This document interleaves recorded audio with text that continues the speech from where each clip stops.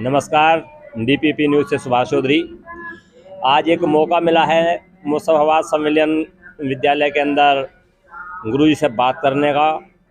आइए हम कुछ बातचीत करते हैं।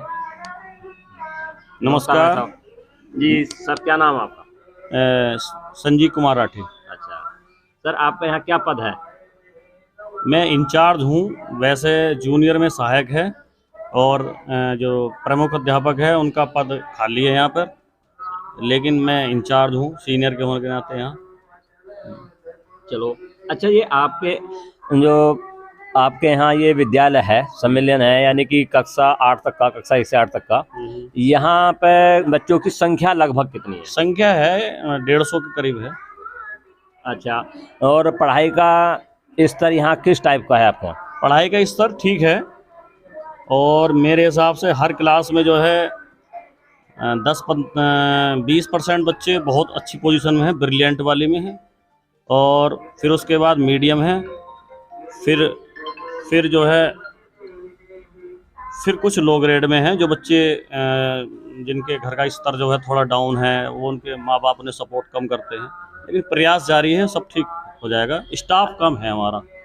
अच्छा, स्टाफ कितना है? स्टाफ जो है, जब ये सम्मेलन होने से पहले जी यहाँ जूनियर में पहले मैं अकेला था, तो 2 टीचर यहाँ पर आए थे, और उसके बाद उनमें से एक टीचर का सिलेक्शन हो गया तो वो चले गए, उनकी जगह हमें कोई टीचर नहीं मिला। सिलेक्शन कहाँ पे हो गया? उनका इंटीग्रेट में जो है इंटर कॉलेज में सिलेक्शन हो गया। उदय सिंह गुरुजी थे हमारे। उनकी रैंक भी पूरी यूपी में नंबर 1 रैंक आई थी उनकी एग्रीकल्चर में। और एक दूसरे हमारे मुकेश गुरुजी थे, मैथ के गुरुजी, उनका भी जो है 1-1.5 महीना पहले उनका जो है उनकी डेथ हो गई ब्रेन हेमरेज से। अच्छा, तो 2 टीचर ये कम हो गए। और अभी जैसे कंपोजिट हुआ है तो इधर प्राइमरी में हैं हमारे जो है हरकुल जी हैं, अवनीत, शशांक जी और शिल्पा जी, और एक टीचर हमारे नए आए हैं, लेकिन एक अब शिल्पा जी हमारी जो है उस पर चली गई हैं, जो ये 6 महीने की जो प्रसूति अवकाश होता है। अच्छा, तो स्टाफ हमारा 5 है इस समय। हम क्लास 8 है, मैं हेड हूँ। अब इससे सारा काम बहुत भी लगता है, लेकिन चल रहा है। इधर कक्षा 1, 2, 3 में जो है हमने पूरे जो हमारे इंटर्नशिप पर बच्चे आते हैं उनकी हेल्प ले लेते हैं। संजीव जी, अभी एक सरकार ने आदेश लागू किया है कि जैसे क्या आप अध्यापकों का बायोमेट्रिक होती है, कि ऐसे ही इन बच्चों की भी जो यहाँ पढ़ने आते हैं उनकी भी होगी बायोमेट्रिक। हाँ, उनकी भी होगी। अच्छा, ये कब से लागू करने के आदेश आगे से? ये देखिए, मतलब पहले सैंपल के तौर पर तो अभी 20 तारीख से होगी, 7 जिलों में होगी। उसके बाद 1 दिसंबर से जो है जो सारे ज़िले हैं यूपी के, उनमें सब में जो है लागू हो जाएगी। अच्छा, इस बायोमेट्रिक से की लाभ है कुछ? हाँ, लाभ है। किस टाइप का लाभ है? लाभ इससे ये है, जो हमें पहले हमें अपना मोबाइल यूज़ करना पड़ता था, अब सरकार के द्वारा हमें एक टैबलेट मिलेगी, और टैबलेट में जो है जो हमारे रजिस्टर हैं ये सारे, पहले ऑफलाइन चलता था, उसमें सारी ऑनलाइन फीडिंग हो जाएगी। दूसरा, इसके अलावा जो है और भी बहुत सारी चीज़ें हैं, उसमें बहुत सारे फंक्शन हैं जो मोबाइल में कम चल पाते हैं, वो बड़ा टैब मिलेगा तो उससे हमें लाभ होगा। हम ये कह रहे हैं कि जो बच्चों की बायोमेट्रिक होगी उससे क्या लाभ है और क्या हानियां हैं? देखिए, लाभ तो बच्चों की बायोमेट्रिक जैसे होगी तो उसमें थोड़ा उसमें लाभ तो है। बच्चे भी उत्साहित होंगे कि हमारे फ़ोटो रोज़ खींच रहे हैं, क्योंकि छोटे बच्चे आप देखते ही हैं कि जब उनका फ़ोटो खींचता है, हम ड्रेस के लिए फ़ोटो खींचते हैं कि भाई आप ड्रेस में फ़ोटो खींचेगा, डीवीडी के लिए जब अपलोड होता है तो बच्चे अपने आप ड्रेस पहन के आते हैं, नहा धो के आते हैं कि हमारा फ़ोटो खींच दो। तो एक तो वो होगा, और जो उसमें नुकसान थोड़ा सा ये है कि जैसे सुबह के टाइम फ़ोटो खींच गया तो ठीक है, अब उसमें टाइम मिड डे मील में, जैसे मिड डे मील में वहाँ दोपहर के टाइम एक बार और सुन रहे हैं कि वो मिड डे मील के लिए पहले फ़ोटो खींचेगा फिर होगा। अगर एक साथ फ़ोटो खींच जाएगा तो ठीक है। अगर 1 बाई 1 फ़ोटो खींचेगा तो उसमें अब 30 मिनट का जो है वो होता है। तो 30 मिनट में आप ये बताओ कि मान लीजिए हमारे स्कूल में 150 बच्चे हैं, एक बच्चे का फ़ोटो खींचने के लिए 1 मिनट तो लगेगा ही।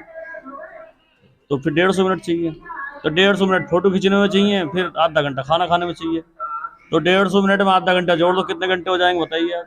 अच्छा, एक दूसरे हिसाब का आप पे कुछ फ़र्क पड़ने वाला है, जैसा कि सुना है हमने कि भाई अगर हमारा बायोमेट्रिक होता बच्चों का, आज हम ऑफलाइन रजिस्टर के अंदर बच्चों की संख्या दिखा रहे हैं 60, लेकिन बच्चे हमारे यहाँ पढ़ने आ रहे हैं 30 या 40, तो ये भी एक आपको नुकसान होगा? नहीं, ऐसा है, ऐसा ये देखिए 100% ना, कहीं ऐसा कहीं कुछ नहीं है।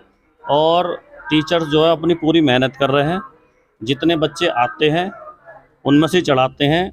और ऐसा हो जाता है कि मान लीजिए आज 50 बच्चे आए हैं, तो कभी भी 100% अगर 50 बालक हैं तो 50 के 50 खाना नहीं खा सकते। उनमें से 2-4 बालक, कोई व्रत है, कोई कैसा है, तो 50 उपस्थित है तो उनमें से हम 45 चढ़ाएंगे। तो इस तरीके से होता है। एक ये मैं मिड डे की ही बात नहीं कर रहा, जैसे क्या कुछ स्कूलों के अंदर ऐसा देखा गया है कि वहाँ नाम तो चल रहे हैं 20 और बच्चे आते हैं वहाँ 5, 15 का ये पता चलता कि ये दूसरी जगह पर पढ़ रहे हैं, इनका दूसरी जगह प्राइवेट स्कूलों के अंदर एडमिशन है। तो ऐसे बच्चों पे और ऐसे स्कूलों पे तो एक तरीके से शिकंजा कसा जाएगा इस चीज़ से। इसकी तो कोई, इसके लिए इस बायोमेट्रिक की जरूरत नहीं है। इसके लिए पहले ही सारे सिस्टम शुरू हो गए हैं, सारे बच्चों को यूनिक आईडी मिलने जा रही है। और जो बच्चा जैसा है, ये वाला प्रोसीजर तो बिल्कुल ये समझ लो कि ख़त्म, लगभग ख़त्म सा ही हो गया है। ये फर्जी वाला मैटर तो ख़त्म हो गया जब से सारे बच्चों का डाटा ऑनलाइन हो जाता है। ये लोगों का भी, अभी लोगों को पूरी जानकारी नहीं है कि स्कूलों का जो डिजिटल जो है किस स्तर तक पहुंच गया है। सारे बच्चों के जो एनरोलमेंट है, सब बच्चों का ऑनलाइन है। और ये बहुत ही रेयर केस है नहीं ये बस गांव में ही अफवाह है कि ऐसा नहीं है। स्कूल में, किसी स्कूल में फर्जी बालक का कोई मतलब ही नहीं है, क्योंकि जब ऑनलाइन है तो फर्जी होगा कहाँ से। कुल मिलाकर के बायोमेट्रिक से लाभ ज़्यादा है, हानि कम है। हानि के लिए बस थोड़ा सा ये है कि जो मैं एक बात बताता हूँ, जो हमारे टीचर दूर दराज से जो लोग आए हैं, तो आते सब लोग हैं, ऐसी कोई बात नहीं है। 10-5 मिनट कभी कभार वो लेट हो जाते हैं, तो उसमें कभी कभी दुर्घटना होने की संभावना रहती है। लेकिन ऐसा कुछ होने वाला नहीं है। नौकरी करनी है तो करनी है, वो तो अपना कमरा लेंगे, अपना आना शुरू कर देंगे। तो मैं समझता हूँ कि 100% तो किसी चीज़ के लाभ भी नहीं होते और 100% नुकसान नहीं होते। लेकिन एक रेशो होता है कि उसमें जब लाभ ज़्यादा होते हैं और नुकसान कम होते हैं, तो मैं समझता हूँ कि इसमें लाभ ज़्यादा है, नुकसान कम है। ठीक है गुरुजी, बातचीत करने के लिए और ये जानकारी देने के लिए आपका बहुत बहुत धन्यवाद। नमस्कार, देखते रहिए डीपीपी न्यूज़।